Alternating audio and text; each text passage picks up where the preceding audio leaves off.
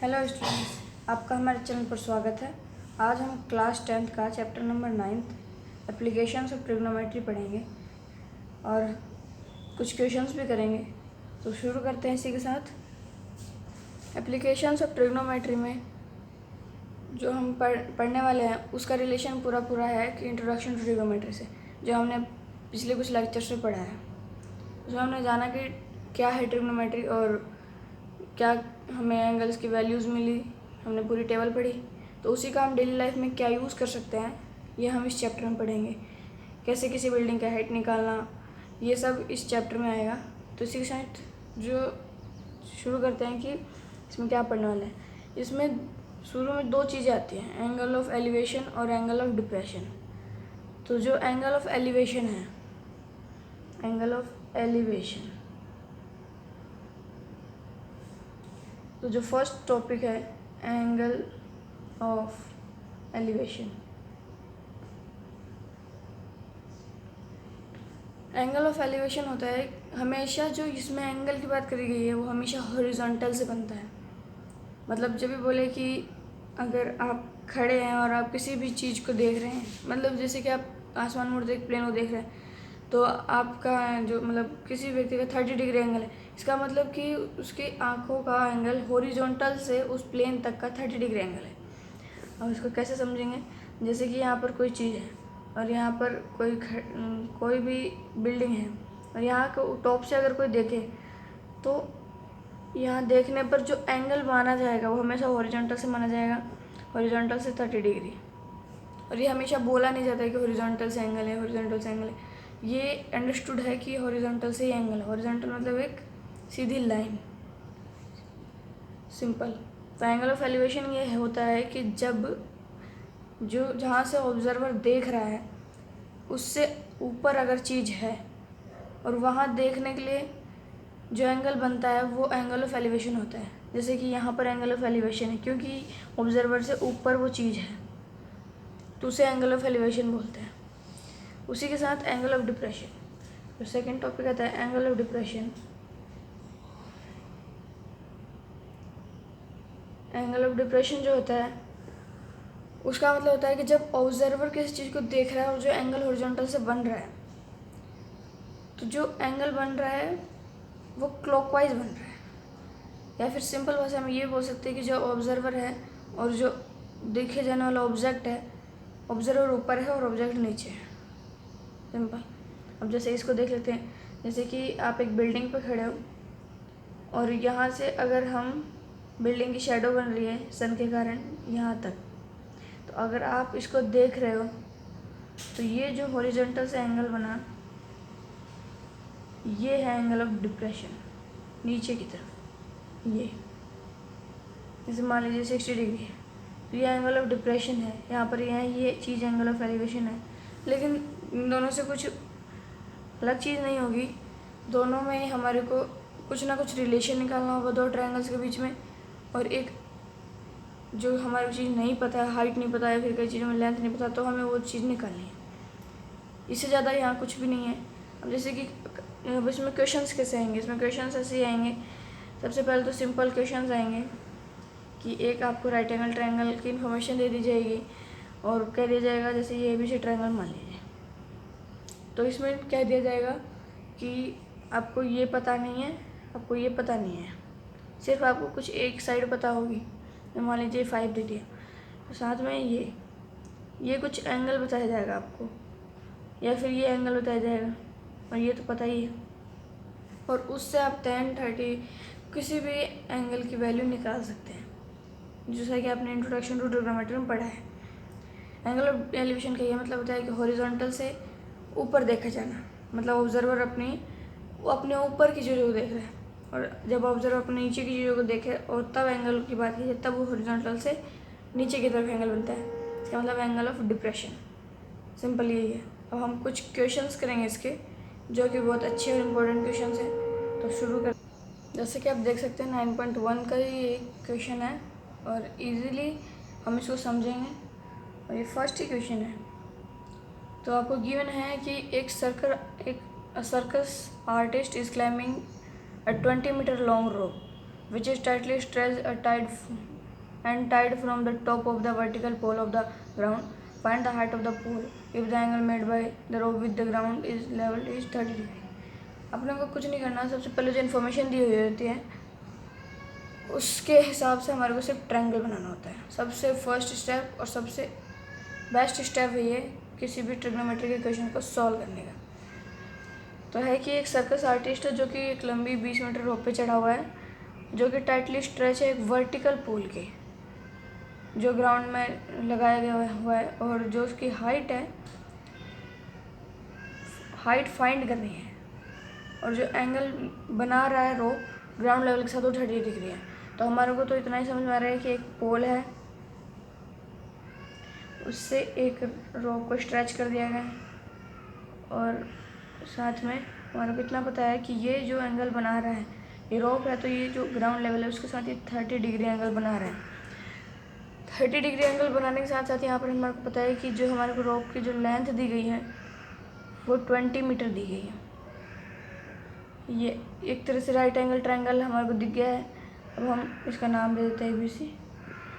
Simple है कि यहाँ पर x जो है हम इसको मानेंगे कि ये x है। ये राइट एंगल ट्रायंगल आपको दिख रहा है, और अपने को पूछा है कि AB क्या होगा, मतलब हाइट ऑफ पोल क्या होगा। तो हम सिंपल इस ट्रायंगल में लिखेंगे, मतलब इस क्वेश्चन में सॉल्यूशन में हम लिखेंगे let height of pole equals to x। अब हमारे को कुछ भी नहीं करना है। अब हम देख सकते हैं कि जो गिवन है और जो हमसे पूछा गया है, फाइंड करवा रहा है, क्या उन दोनों में कोई रिलेशन बैठता है, क्या सच में कोई रिलेशन है। तो हम कह सकते हैं कि हाँ, इनमें एक रिलेशन है कि अगर हम इस एंगल के लिए परपेंडिकुलर है तो x/20 करें, परपेंडिकुलर बटा हाइपोटेनस करें तो sin 30 की वैल्यू आनी चाहिए। तो हम कुछ नहीं करेंगे, हम सिर्फ ये करेंगे कि sin 30 इक्वल्स टू x/20। और सब कुछ मीटर में है तो हमें चेंज करने की कोई ज़रूरत नहीं है, simple sin 30 equals to x/20। अब हम sin 30 की वैल्यू क्या करेंगे, sin 30 की वैल्यू हमें याद है और याद नहीं है तो हम याद करेंगे, मतलब याद करनी पड़ेंगी वैल्यूज। sin 30 की वैल्यू थी 1/2। तो सिंपली हम 1/2 इक्वल्स टू x/20 को कंपेयर करेंगे, और जिससे हमें x की वैल्यू मिलेगी 10 मीटर। हमें x की वैल्यू मिलेगी 10 मीटर। देयरफॉर हम लिख देंगे फाइनली, देयरफॉर हाइट ऑफ पोल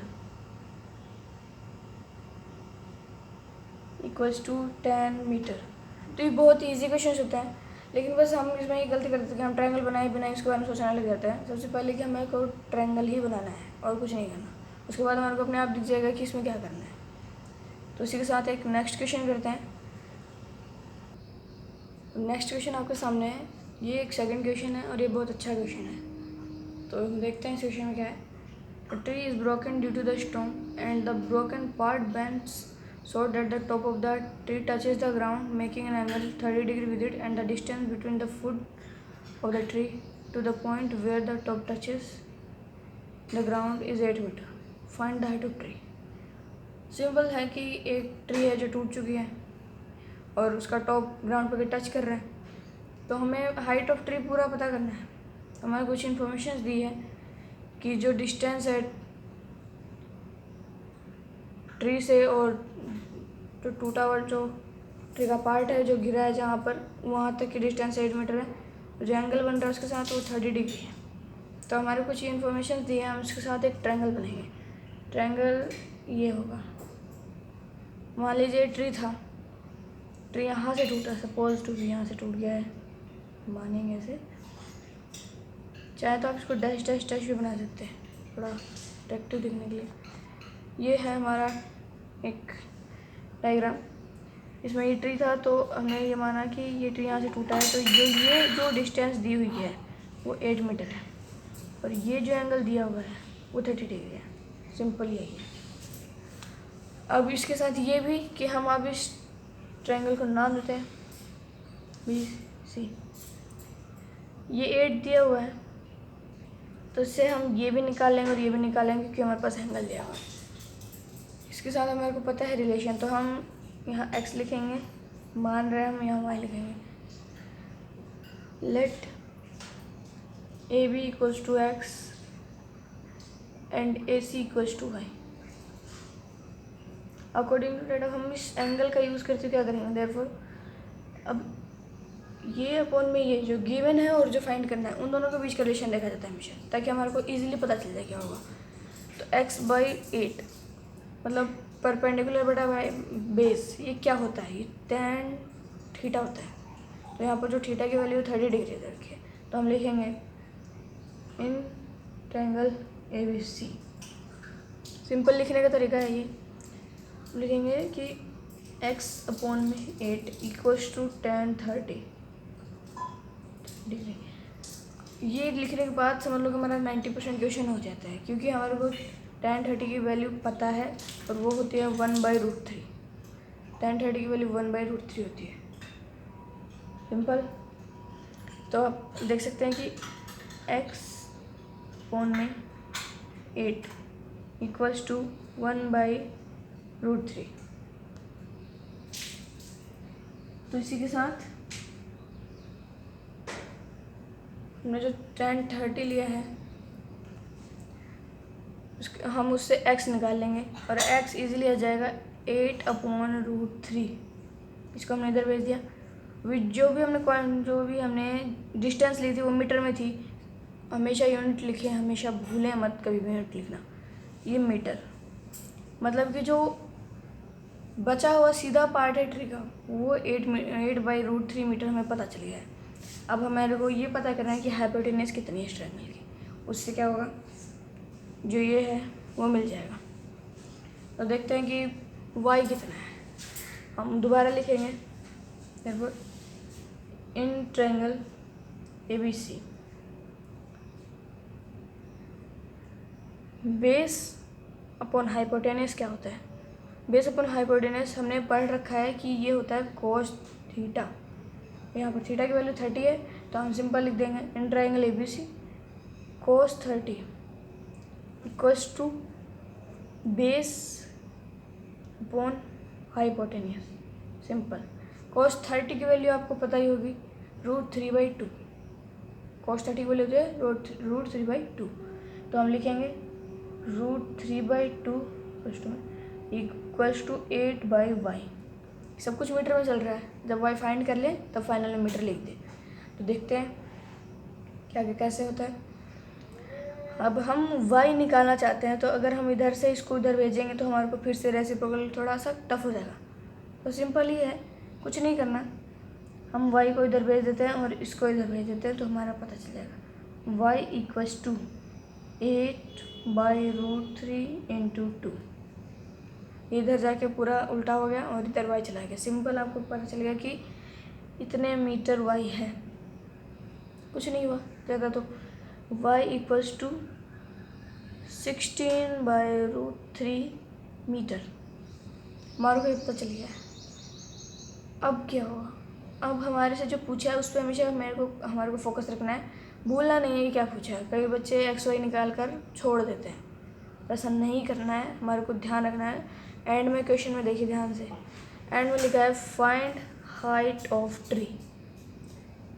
उस ट्री की हाइट फाइंड करनी है, तो हम लिखेंगे height of tree equals to x plus Y equals to 8/√3 plus 16/√3 equals to 24/√3 equals to 24/√3 metre. ये एक सही आंसर है।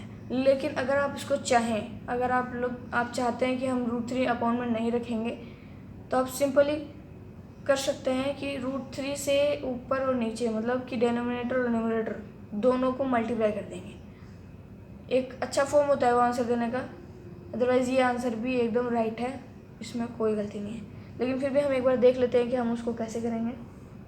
यहाँ देखते हैं, जो हमारे पास 24/√3 आया है, हम अगर उसको डिनोमिनेटर से √3 को हटाना चाहें तो यहाँ पर √3 इंटू √3 कर देंगे। तो ये हो जाएगा 24√3/3, ये मल्टीप्लाई देगा। अब हम और कुछ कर सकते हैं, कट जाएगा 8√3 मीटर। फाइनल आंसर हमारा 8√3 मीटर जो है हाइट ऑफ ट्री है। और अगर आपको ऐसा होता है कि क्वेश्चन में √3 की वैल्यू गिवन है, कई बार ऐसा होता है कोई क्वेश्चंस में कि √3 या फिर कोई भी जो ऐसी चीज़ जो अंडर रूट में आती है उसकी वैल्यू गिवन होती है, तो उस केस में आपको वो √3 या फिर किसी भी जो भी गिवन है उसकी वैल्यू वहाँ रख कर पूरा फाइनल आंसर मल्टीप्लाई करके निकालना होता है, मतलब जिसमें रूट वगैरह न हो, एकदम सिंपल एक कोई भी डिस्टेंस इजीली। लेकिन यहाँ पर कोई क्वेश्चन में √3 गिवन नहीं है, तो हमारा ये आंसर एकदम परफेक्ट है, इसमें कोई गलती नहीं है। तो इसी के साथ हम आगे चलते हैं। नेक्स्ट क्वेश्चन आपके सामने है, ये इस एक्सरसाइज 9.1 का 4th क्वेश्चन है। इस वीडियो में हम सिर्फ इजी क्वेश्चन ही करेंगे, नेक्स्ट वीडियो में अच्छे और बेस्ट क्वेश्चन करेंगे। तो इस क्वेश्चन में गिवन है कि the angle of elevation of a top of a tower from the point on the ground which is 30 metre away, उस पॉइंट से जहाँ जो 30 मीटर अवे है उसके फुट से वो कितना है, 30 डिग्री है। तो हमें simply height of tower find करनी है, तो हम हाइट ऑफ टावर फाइंड करेंगे। तो उसके लिए सबसे पहले तो हमारा हमेशा की टास्क रहा है, मतलब हमेशा का चीज़ है कि हम एक ट्रायंगल ज़रूर बनाते हैं।